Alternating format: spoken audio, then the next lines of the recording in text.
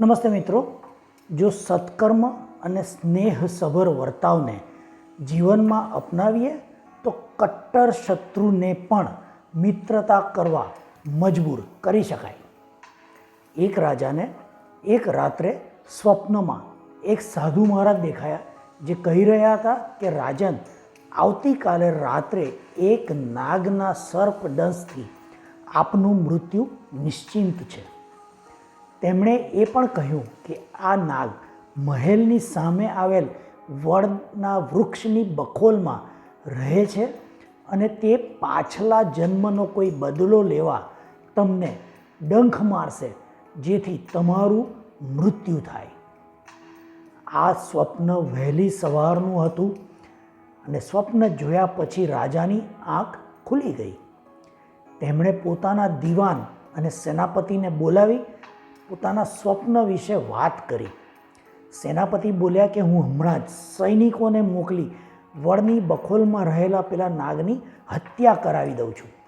પણ રાજાએ વિચાર્યું કે જો પાછલા જન્મના કર્મના લીધે આ નાગ મને મારવા માંગે છે તો આ નાગની હત્યા આ કર્મના લીધે મને આવતા જન્મમાં પણ દુઃખી કરશે, અને એટલે તેમણે સેનાપતિને તેવું ના કરવા કહ્યું.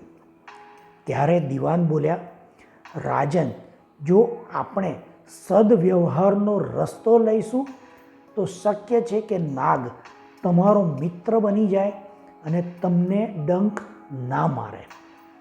તેમના જણાવ્યા પ્રમાણે રાજાએ પેલા વડથી પોતાના શયન કક્ષના પોતાના પલંગ સુધી સંધ્યા સમયે નાગને ગમતા ફૂલોની ચાદર પાથરી અને થોડા થોડા અંતરે દૂધ ભરેલા કટોરા મુકાવી દીધા.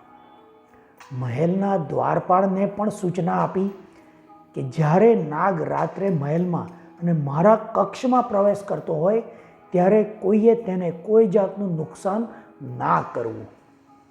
રાત થતાં નાગ વડની બખોલમાંથી બહાર નીકળ્યો તો તેણે ફૂલોની સુંવાળી ચાદર જોઈ, જેના પર ચાલતા તેને ખૂબ મુલાયમ લાગ્યું અને તે અંદરથી થોડો ખુશ થયો.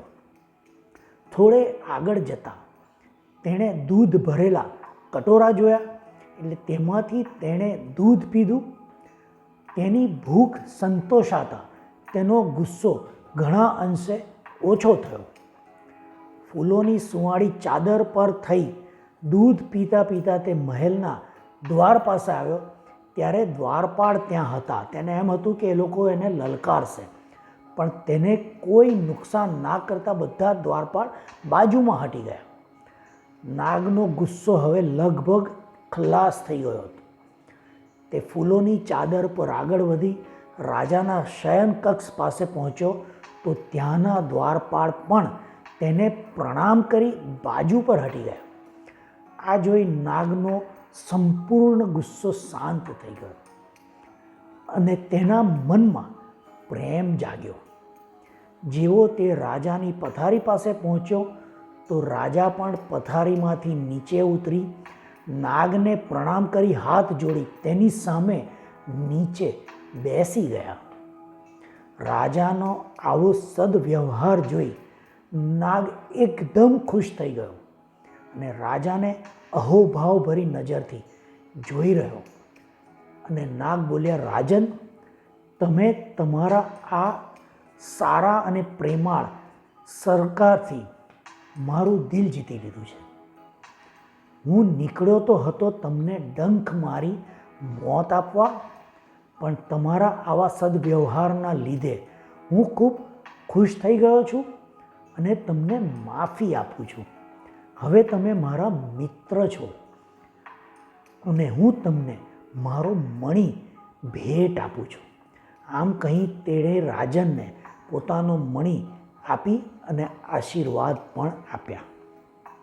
જોયું મિત્રો, જેવી રીતે દીવાનની સલાહ માની રાજાએ નાગ સાથે સારો વ્યવહાર કરી તેને પોતાનો મિત્ર બનાવ્યો અને ભેટમાં મણી પણ મેળવ્યો, તેવી રીતે આપણે પણ જીવનમાં બધા સાથે સારો વ્યવહાર કરવાની આદત કેળવીએ તો આપણને પણ જીવનમાં ખૂબ સુખ શાંતિ મળે અને કોઈ આપણા શત્રુ ના બને.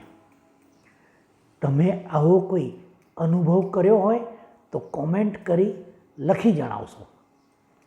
આ વિડીયોનો જે સંદેશ આપ્યો છે એ સાથે તમે સંમત હો તો આ વિડીયો લાઈક કરી અન્યને પણ મોકલશો, જેથી તેઓ પણ આ વાત સમજીને સારો વ્યવહાર જીવનમાં ઉતારે. મારી ચેનલ સબસ્ક્રાઈબ કરશો તથા કરાવશો તેવી નમ્ર અપીલ. આવતા અઠવાડિયે એક નવી મોટિવેશનલ વાર્તા ગુજરાતીમાં લઈને હું નિલેશ ખીમસરિયા ફરી મળીશ. આવજો.